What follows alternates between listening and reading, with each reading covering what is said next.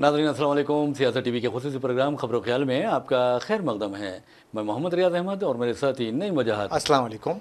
हमेशा की तरह आपके सामने अहम खबरें लिए हाजिर हुए हैं। नाज़रीन, जैसा कि आप जानते हैं कि हम जो खबरें आपके सामने पेश करते हैं वो कल के अखबार की सुर्खियाँ बनती हैं। ना सिर्फ सुर्खियाँ बनती हैं बल्कि उन खबरों को इलेक्ट्रॉनिक मीडिया गैर मामूली अंदाज में नश्र करता है। इसी तरह सोशल मीडिया पर ये खबरें वायरल होती हैं। बहरहाल नाज़रीन, आज की जो खबर है आपको हम अमेरिका लिए चलते हैं और अमेरिका का दौरा कर रहे हैं कांग्रेसी लीडर राहुल गांधी। और राहुल गांधी के बारे में आप अच्छी तरह जानते हैं कि किस तरह बीजेपी उन्हें पप्पू कहा करती थी, लेकिन अब ऐसा लगता है कि वो पप्पा बन गए हैं, क्योंकि बीजेपी को जो मुंह तोड़ जवाब वो दे रहे हैं और ख़ास तौर पर कायदे अपोजिशन के ओहदे पर फायद होने के बाद ऐसा लगता है कि उनके एतमाद में बहुत ज़्यादा इजाफा हो गया है और वो वज़ीर आज़म नरेंद्र मोदी से लेकर उनकी हुकूमत पर और बीजेपी कायदीन पर ताबड़तोड़ हमले कर रहे हैं और बीजेपी बौखलाहट का शिकार दिखाई देती है। बहरहाल अमेरिका में उन्होंने, आपको बता दूं कि वहाँ यूनिवर्सिटी ऑफ टेक्सास के तलबा से खिताब किया, साथ ही हिंदुस्तानी निज़ाद अमरीकी बाशिंदों से भी उन्हें खिताब का मौका मिला और उनके इन प्रोग्राम्स में दानिश्वर तबका, तालीमी माहिरीन और इंटेलेक्चुअल्स वहाँ पर मौजूद थे और उस मौके पर उन्होंने कहा कि आरएसएस और बीजेपी ऐसी तंजीम है जो औरत की तरक्की यानी ख़वातीन की तरक्की नहीं देख सकते और ये बर्दाश्त भी नहीं कर सकते। इसके अलावा उन्होंने ये भी कहा है कि लोकसभा इंतखाबात के जो नताइज बरामद हुए हैं उसके बाद अब किसी में कि या चाहे वो लीडर हो या आवाम हो या कोई और हो, किसी में भी वज़ीर आज़म नरेंद्र मोदी का और बीजेपी का खौफ बाकी नहीं रहा। लोग अब जमहूरियत की बालादस्ती को लेकर काफ़ी खुश हैं। तो बहरहाल नाज़रीन, हम चलते हैं नईम वजाहत से की तरफ और पूछते हैं कि पहले के राहुल गांधी और अब के राहुल गांधी में क्या फ़र्क आपको दिखाई देता है? देखिए, आपने सच कहा है कि लोकसभा के कायदे अपोजिशन बनने के बाद राहुल गांधी में बहुत सी तब्दीलियाँ देखने को मिल रही हैं। ये तब्दीलियाँ हमें भारत जोड़ो यात्रा से देखने को मिल रही थी। इसमें मजीद पुख्तगी पैदा हुई। जी जी, हमने देखा है कि राहुल गांधी ने जब भारत जोड़ो यात्रा किया था, हर रियासत का, हर शहर का अलग अलग अहाता करते हुए आवाम के मसाइल को जानने की कोशिश की थी। अब वो कहीं भी चले आओ दुनिया के मुकाम पे इतने अच्छे अंदाज में मसाइल को पेश कर सकते हैं जिससे हुकूमत जमात खौफ ज़्यादा है। अब आपने अमेरिका का दौरा किया, जी जी, अमेरिका के दौरे की आपने बात की है। मैंने देखा है वहाँ पर तेलुगु अवाम की बहुत सताइश कर रहे थे। आंध्र प्रदेश और तेलंगाना की जो तेलुगु अवाम है, तेलुगु मीठी जो लैंग्वेज है, उसकी राहुल गांधी ने अमेरिका में तारीफ़ करते हुए ना सिर्फ एनआरएस का दिल जीत लिया, तेलुगु एनआरएस का, बल्कि पूरे हिंदुस्तानियों को सर फखर से बुलंद कर दिया। उन्होंने कहा है कि तेलुगु पीपुल जो है ज़िंदगी के हर शोबे में अमेरिका में अपना सलाहियतों का लोहा मनवाते हुए दुनिया को ये बता रहे हैं कि हम भी बहुत कुछ हैं।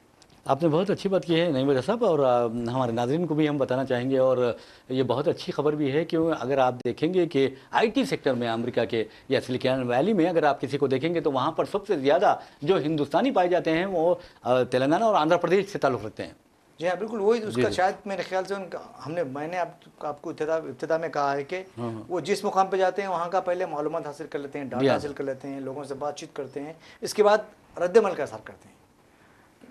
अमेरिका का जो भी दौरा था उनका, मुझे ऐसा लग रहा है कि वहाँ उनके इस दौरे को लोगों की जानिब से बहुत सताइश मिल रही है, बहुत प्यार मिल रहा है और वो बगैर सिक्योरिटी के आवाम में आसानी से घूम फिर रहे हैं। अच्छा, एक बताइए, जैसा कि आपने कहा है कि वो लोगों का जायज़ा लेते हैं, अतराफ़ अकनाफ़ को देखते हैं, लोगों के ख़यालात जानते हैं, उसके बाद कुछ बोलते हैं, यानी पहले तोलते हैं फिर बोलते हैं। तो इस मामले में वज़ीर-ए-आज़म नरेंद्र मोदी और राहुल गांधी में क्या फ़र्क महसूस करेंगे आप? देखिए, अब मैं समझता हूँ कि हमारे जो वज़ीर-ए-आज़म हैं वो हिंदुस्तान में घूमने से ज़्यादा बैरून ममालिक में ज़्यादा घूमते हैं। जी जी, और हमारे जो राहुल गांधी की हम जो बात कर रहे हैं वो हिंदुस्तान के हर शहर में, हर रियासत का दौरा करते हैं जहां आवाम को मुसीबत पेश आती है। वहाँ सबसे पहले पहुंचने वालों में राहुल गांधी होते हैं। मैं समझता हूं कि मणिपुर का अब तक कई मरतबा उन्होंने दौरा किया है। जी हाँ, कोई और प्राइम मिनिस्टर ने दौरा नहीं किया, ना ही मैं समझता हूँ वज़ीर दाखिला गए होंगे, लेकिन प्राइम मिनिस्टर तो नहीं गए, ना ही किसी मरकज़ी वज़रा या फिर बीजेपी के अरकान पार्लियामेंट वहाँ की मणिपुर की सूरत हाल आवाम को बताने की कोशिश कर रहे हैं। जी हाँ, लेकिन अब देखिए राहुल गांधी कई मरतबा मणिपुर का दौरा करा। अमेरिका जाने से पहले उन्होंने जम्मू कश्मीर में इंतखाबी मुहिम का आगाज़ भी किया। जी हाँ, बहुत फ़ोटोज़ भी आए हैं उसके। जी जी, वहाँ पर लोगों से मुलाकात की है, वहाँ के लोगों के दिल जीतने की कोशिश की है, उनके करीब बैठा है, बातचीत की है। देखिए अब चप्पल सीने वाला मोची होता, जी हाँ, उसके पास पहुंच जाते हैं आप। बहुत अच्छी बात है जी। मोदी तो 2014 में ये बात करे थे कि चाय पे चर्चा, हम्म, लेकिन कभी किसी चाय वालों से उन्होंने बैठ के चाय नहीं पी, जी उनके हाँ, मसाइल को जानने की कोशिश नहीं की। कामयाबी के बाद जब लोग उनसे रोज़गार के बारे में पूछा गया तो उन्होंने बोले कि पकौड़े पकौड़े, हमारे वज़ीर दाखिला ने कहा कि पकौड़े तलो सड़कों पर, रोज़गार मिल जाएगा। जी हाँ, जी हाँ। तो इस तरह की तौहीन आमेज़ बातचीत की गई। लेकिन राहुल गांधी जो है, जब से कायद अपोजिशन बने हैं तब से अवामी मसाइल को उजागर करने में अहम रोल अदा कर रहे हैं। और अब देखेंगे जैसे कि वज़ीर-ए-आज़म नरेंद्र मोदी ने कहा था कि नौजवानों को, चाहे वो एमबी हो, चाहे पढ़े लिखे हो नौजवान हो, बेरोज़गारी का हल ये है कि वो मेहनत करें। और उन्होंने एक बात कह दी थी, मैं समझता हूँ कि गलती से कह दी थी होगी कि पकौड़े बनाइए, पकौड़े बेचिए, आप पकौड़े फ़रोख्त कीजिए। उसके बाद ऐसा लगता है कि वज़ीर-ए-आज़म पर लोग तनक़ीद करने लगे और उन्हें भी अपनी गलती का एहसास हो गया था। यहाँ तक के बाद नौजवानों ने हमारे वज़ीर-ए-आज़म नरेंद्र मोदी को पकौड़ा वज़ीर-ए-आज़म कहना शुरू कर दिया। तो आप अंदाज़ा कीजिए कि अगर एक बड़ा लीडर है, कुछ गलती करता है तो लोग फ़ौरन पकड़ लेते हैं। देखिए पहले का ज़माना गया, अब नए जदीद का दौर है और असली तकाज़ों से लेस हो रहे हैं हर चीज़। तो मैंने समझता कि सियासत भी ऐसा जदीद तकाज़ों से लेस हो रही है। अगर फिर वही फरसुदा पुरानी बातें की जाती है तो मैं समझता हूँ कि आज के ज़माने में लोग कबूल नहीं करेंगे। आज तो एआई का ज़माना आ गया है, हर चीज़ सोच समझ के बोलने का वक्त है। जी, जी। आप देखेंगे कि वज़ीर-ए-आज़म ने जितने भी गलतियाँ की, उनके वीडियोस बने हैं, मीम्स जी हाँ। बने हैं, हर चीज़ बना है। जी हाँ, जी हाँ। राहुल गांधी की भाई, ये नहीं करूँ कि राहुल गांधी के नहीं बने हैं, जी, जी। सबके बनते हैं। लेकिन आज पहले का दौर ख़त्म हो गया और लोगों को वादा करो और भूल जाओ। जी, जी। आज लोग याद दिलाते हैं, वीडियोस बना के याद दिलाते हैं, रील्स बना के याद दिलाते हैं, तकरीर करके याद दिलाते हैं, जलसे करके याद दिलाते हैं। तो मैं समझता हूँ कि आज सियासतदान को आवाम के सामने पहुँचने से पहले मुकम्मल तौर पर तैयार होना चाहिए। जी, जी, उसके बिल्कुल। बाद आवाम के सामने चाहिए। झूठ कब तक चलेगा बताइए? जी हाँ, जी हाँ। ज़्यादा देर तक झूठ की उम्र ज़्यादा नहीं होती है। आवाम हक़ाइक़ जानना चाहते हैं, जो वादे किए उनको पूरा किया जा रहा नहीं, वो देखना चाहते हैं। लेकिन बीजेपी की एक बात समझ में आ गया है कि जब भी इंतखाबात होते हैं मुल्क में या किसी भी रियासत में, हर मसले को हिंदू मुस्लिम करो और जीत लो।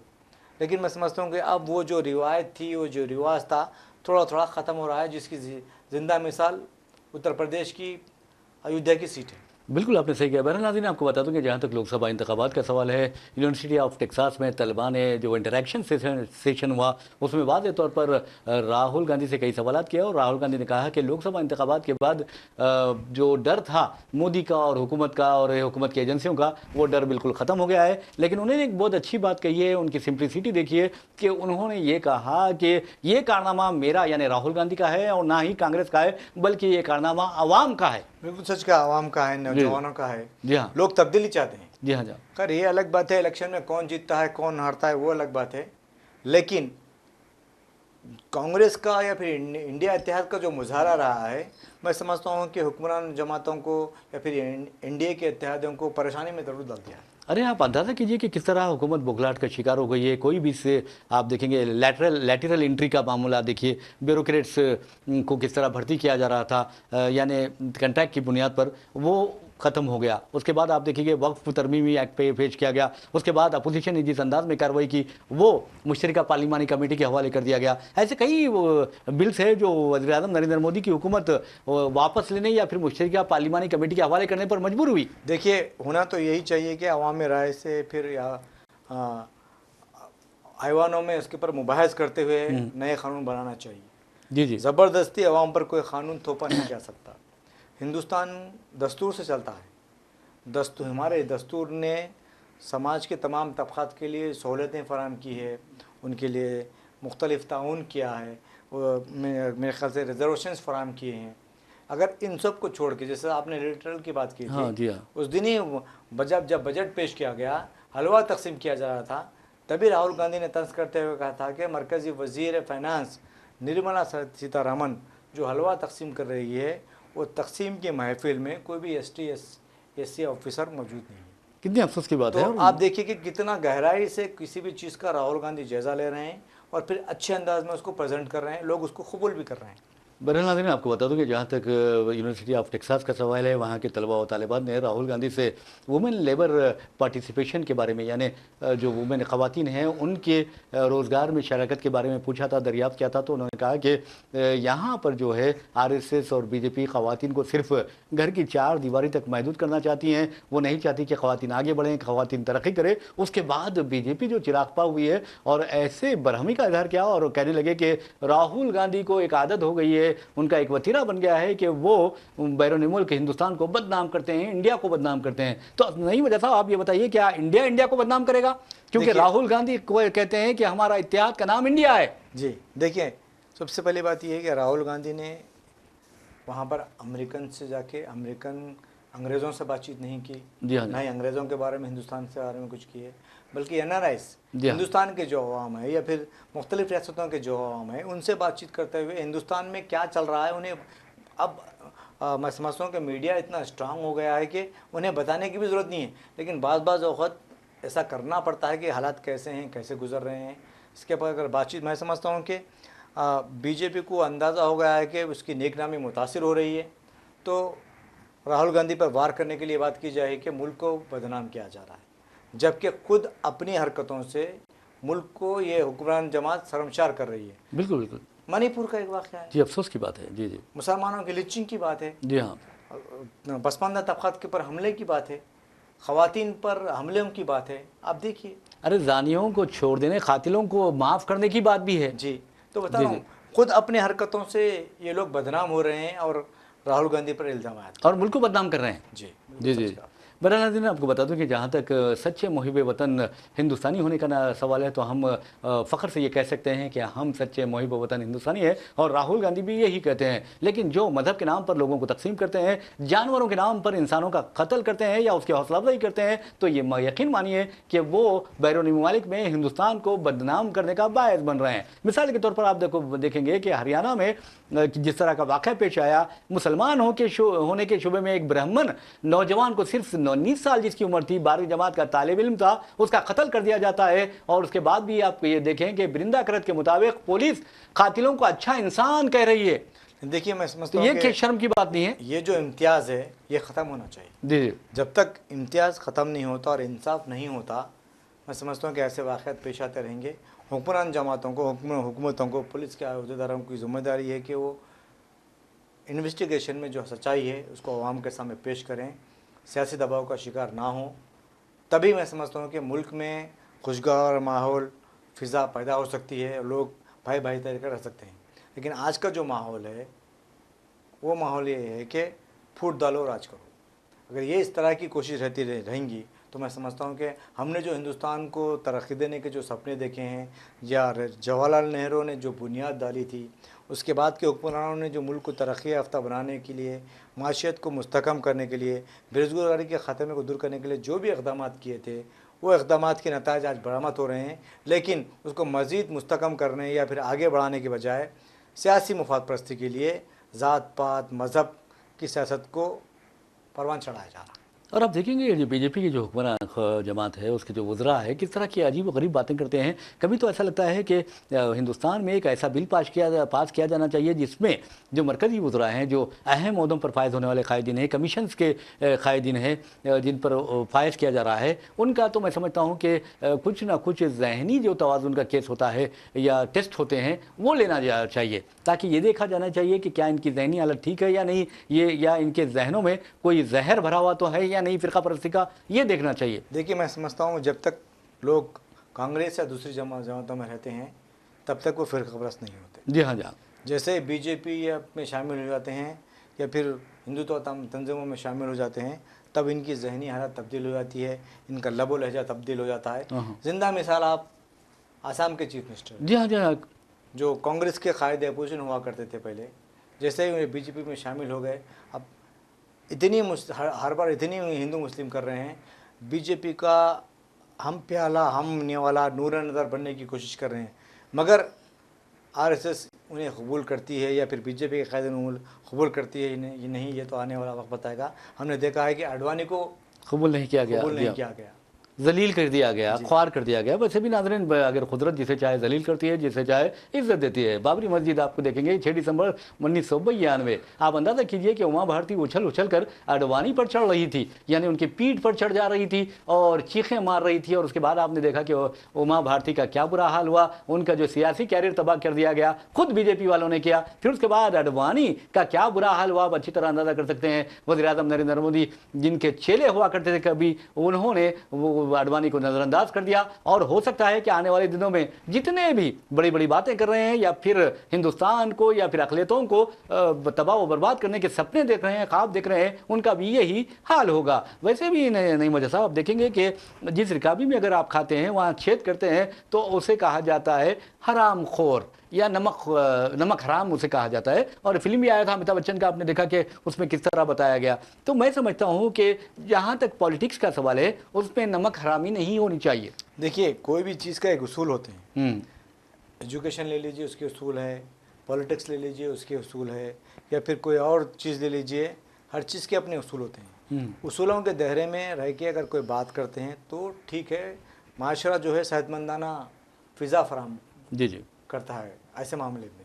अगर आपको सिर्फ़ और सिर्फ पब्लिसिटी के खातिर नेगेटिविटी करना पड़ता है, तो फिर लोगों में जो प्यार मोहब्बत है वो ख़त्म हो जाता है और लोग एक दूसरे को देख के शक करने लगते हैं, एक दूसरे से डरने घबराने लगते हैं, या फिर एक दूसरे के लिए मारने मरने पर उतर आ जाते हैं। इस तरह का माहौल पैदा कर दिया जाता है। बहरहाल नाज़रीन, एक और खबर की जानिब चलते हैं और आपको बता दूं कि रियासत तेलंगाना में चीफ मिनिस्टर रेवंत रेड्डी किसानों पर रहम कर रहे हैं, यानी किसानों के साथ बेहतरीन उनका बर्ताव हुआ है, किसानों की कर्ज माफ़ कर रहे हैं। तो दूसरी तरफ उन्होंने बाफिंदों को भी किसानों की तरह जफाकश करार देते हुए कहा कि वो किसानों के जो कर्ज माफ़ किए थे, किसानों के तकरीबन 36,000 करोड़, शायद मैं समझता हूँ कि कर्ज माफ़ किए थे किसानों के 18,000 करोड़।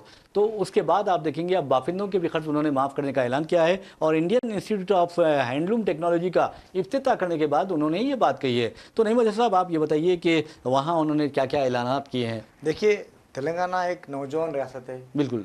और तरक्की की जो राहें हैं, मैं समझता हूँ कि जब से अलहदा तेलंगाना रियासत बनी है, तब से जो हमारे फ़िक्स आमदनी है वो बढ़ते जा रही है जी। ये मैं समझता हूँ कि ख़ास खुसूसी हिकमत अमली का नतीजा है कि हम तरक्की देते जा रहे हैं। जी जी। अब चंद चीज़ें ऐसी हैं कि गुज़श्ता 10 साल के दौरान कई पॉलिसियाँ नहीं बने। अब जैसे रियासत में कांग्रेस गवर्नमेंट आई है, नई नई पॉलिसियों का ऐलान कर रही है, स्पोर्ट्स पॉलिसी है, ऐसे बहुत से पॉलिसियाँ हैं। जी हाँ, जी हाँ, उसके ऊपर ऐलान कर रही है। और रही बात बाफिंदों को, आपको बताते चलूँ कि बाफिंदे जो है हमारी माशियत के रीढ़ की हड्डी होते हैं। जी हाँ, उनका ख्याल रखना हुक्मरानों की जिम्मेदारी है, जिसको कबूल करते हुए चीफ मिनिस्टर रेवंत रेड्डी ने बाफिंदों के लिए जो भी ऐलानात किए हैं, उन्होंने कहा है कि पहले बाफिंदों को काम मिला करता था बदकामा साड़ियों का। जी हाँ। जब से हुकूमत तब्दील हो गई है, बदकामा साड़ियाँ नहीं मिल रहे हैं, तो ऑफिशियल्स और मिनिस्टर ने उन्हें बताया कि ये जो बाफिंदे हैं उनको रोज़गार से महरूम हो रहे हैं, उन्हें रोज़गार नहीं मिल रहा है। तो आज चीफ मिनिस्टर ने ऐलान किया है कि सेल्फ हेल्प ग्रुप की, मैं समझता हूँ 70 लाख कुछ ख़वातीन हैं जी जी, उन्हें साल में 2 मरतबा अच्छी म्यारी साड़ी देने की जिम्मेदारी उन लोगों को दी गई है। बहुत अच्छी बात मैं है। समझता हूँ कि हुकूमत की जानिब से उसके फंड्स दिए जाएंगे तो उन्हें रोज़गार हासिल होगा और सेल्फ हेल्प ग्रुप की ख़वातीन को अच्छी म्यारी साड़ी में दस्तियाब होगी। बहुत अच्छी बात है। बहरहाल नाज़रीन, आपको बता दूं कि जहाँ तक चीफ मिनिस्टर का सवाल है, चीफ मिनिस्टर देखेंगे कि 3 चीज़ों का बहुत ज़्यादा ख्याल रख रहे हैं, ऐसा लगता है। एक तो किसानों का, क्योंकि रोटी, कपड़ा और मकान, एक तो रोटी का अगर आप मतलब ले तो वो किसान है, और कपड़े का मतलब ले तो बाफिंदे हैं, और दोनों के मसाइल उन्होंने हल कर दिए हैं। और तीसरा, मकान की बात करें तो मैं समझता हूँ कि सहाफ़ियों के बशमूल समाज के तमाम तबक़ात को मकान की ज़रूरत होती है। और चीफ मिनिस्टर ने सहाफ़ियों के मकान का जो बहुत बड़ा मसला था, 2008 से वो मसला ज़ेर इल्तवा था, कल ज़मीन भी हवाले कर दी। ये बहुत अच्छी बात है, यानी रोटी, कपड़ा और मकान उन्होंने। देखिए साहब, और एक बात क्या है, जो जर्नलिस्टों का जवाहरलाल नेहरू यूनिवर्सिटी का जो मामला था, जी, जवाहरलाल नेहरू हाउसिंग सोसाइटी का, वो समझता हूँ कि मैं 17 साल से पेंडिंग, 2008 से। जी जी, 2008 से हमने 2008 में एप्लीकेशंस दिए थे, पैसे भी दिए थे, रकम भी दी थी, 2 लाख हो गया था, ज़मीन रजिस्ट्रेशन कराना था। लेकिन कुछ हाई कोर्ट में स्टे आ जाने की वजह से मसला सुप्रीम कोर्ट में गया। सुप्रीम कोर्ट में भी बिलाकर जीत हमारी हुई है। लेकिन जब BRS हुकूमत थी, जब इंसाफियों को जाने से बार बार उन्हें कही गई कि सुप्रीम कोर्ट ने हमारे हक़ में फ़ैसला दिया है, वो जो पेट बशीराबाद की है ना, जी हाँ, बिल्कुल, पेट बशीराबाद की जो अराजी है हमारे हवाले कर दी जाए, तो वो टाल मटोल की पॉलिसी अख्तियार करते करते करते रह गई। सहाफ़ियों की जानिब से कई मरतबा नुमाइंदगी की गई, लेकिन इसका कोई असर नहीं हुआ। जब रेवंत रेड्डी वैसे थे पीसीसी प्रेसिडेंट, मीट दी प्रेस में आए थे या उनसे फिर मीडिया के लोग जाके मिले थे, उन्हें बताया तो उन्होंने कहा कि जैसे ही कांग्रेस हुकूमत कायम होती है, हम पहले 100 दिन के अंदर ये जो पेट बशीराबाद की अराजी है वो सहाफ़ियों के हवाले कर देंगे। लेकिन मैं समझता हूँ कि कोई भी चीज़ का प्रोसेस होता है, जी हाँ, जी हाँ। प्रोसेस में थोड़ा देर हो गई, और देर होने के बाद लोकसभा का इंतखाबी शेड्यूल जारी हो गया था, उसमें 3 महीने गुजर गए।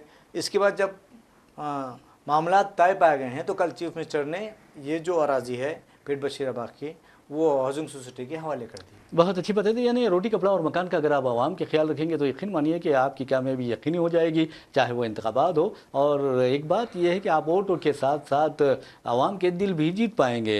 वैसे भी नाज़रीन आपको बता दूं कि जहां तक हम बाफिंदों की बात कर रहे थे तो चीफ मिनिस्टर ने बहुत यानी खुले अंदाज में कहा है कि वो बड़े भाई की तरह बाफिंदों की जो मसाइल है वो हल करते रहेंगे, और साथ ही उन्होंने 290 करोड़ के जो ड्यूज़ थे वो भी जारी करने का ऐलान किया है। अब ऐसा लगता है कि जहाँ तक ड्यूज़ की बात आती है तो आप देखेंगे कि कई ऐसे अक़लियती इंजीनियरिंग कॉलेजेस है, माइनॉरिटी कॉलेजेस है, जहाँ से जिन्हें हुकूमत से कई करोड़ रुपए मिलने हैं, लेकिन आज तक वो जारी नहीं किए गए। उम्मीद है कि उनके भी फंड्स जारी कर दिए जाएंगे। देखिए, एक बात तो ये है कि जब से तेलंगाना में कांग्रेस की गवर्नमेंट आई है, कांग्रेस गवर्नमेंट ने असेंबली में वाइट पेपर जारी करते हुए बताया है कि तेलंगाना की माशी सूरत हाल उतनी अच्छी नहीं है जितनी बताई जा रही है।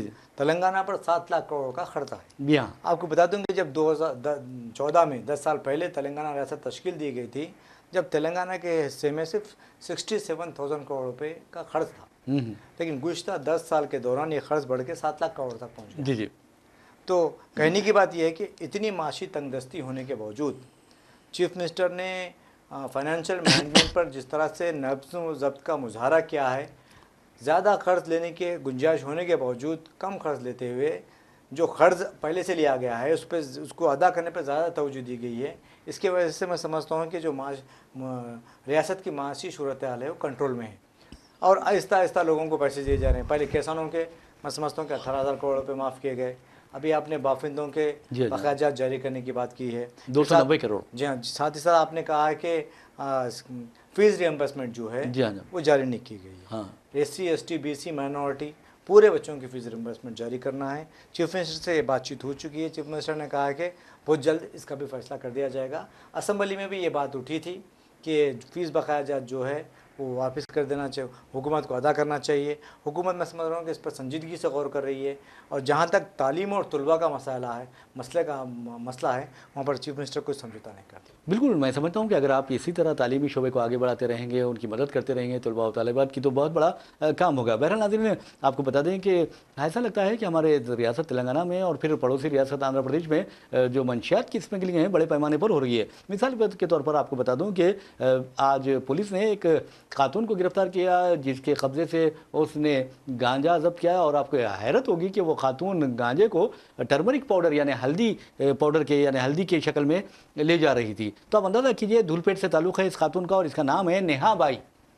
देखिए, जब से रेवंत रेड्डी चीफ मिनिस्टर बने हैं उन्होंने पहले ही अपनी मीटिंग में ऐलान कर दिया था कि मंशियात को तेलंगाना की जड़ से उखाड़ के फेंक दिया जाएगा।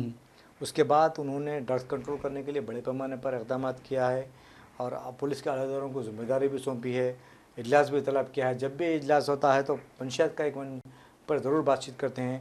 जब कांग्रेस की गवर्नमेंट आने के बाद से बड़े पैमाने पर ड्रग्स को पकड़ा गया है, और लोग जो सरबराह कर रहे हैं उन्हें गिरफ्तार किया गया है। और देखिए अहमद साहब, मुख्तलिफ तरीक़ों से आइसक्रीम में विस्की, चॉकलेट में गांजा, ये क्या है ये? नहीं, मुझे ऐसा लग रहा है कि छोटे बच्चे से लेके जी कॉलेज के उम्र के बच्चों तक ड्रग्स सरबराह किया जा रहा है। यहाँ तक कि फिल्म इंडस्ट्री इसमें बहुत ज़्यादा मैं समझता हूँ घुस गई है। सबको इतने आसानी से एक साथ तो साफ नहीं किया जा सकता, लेकिन कोशिश ज़रूर की जा रही चाहिए, और की भी जा रही है। जिस तरह से आपने बताया कि स्कूल से शुरू हो जा रहा है। जी हाँ, कई बच्चों की काउंसलिंग दी जा रही है, जी, माँ बाप के हवाले किए जा रहे हैं बुला के उनको। बेशक। तो मैं समझ रहा हूँ कि समाजी लानत जो है उसके ख़िलाफ़ तमाम तबक़ात को, लीडरों को, कायदीन को सियासी वापसी से बलातर होकर काम करने की ज़रूरत है। बिल्कुल आपने सही कहा है। बहरहाल इसी सही बात के साथ हम अपना प्रोग्राम खबरों ख्याल अख्ताम को पहुंचाते हैं। अपने मेज़बान मोहम्मद रियाज अहमद और हमारे मेहमान नईम वजाहत को इजाज़त दीजिए। इंशाल्लाह फिर मुलाकात होगी, फिर बात होगी। तब तक के लिए अल्लाह हाफ़िज़। अल्लाह हाफ़िज़।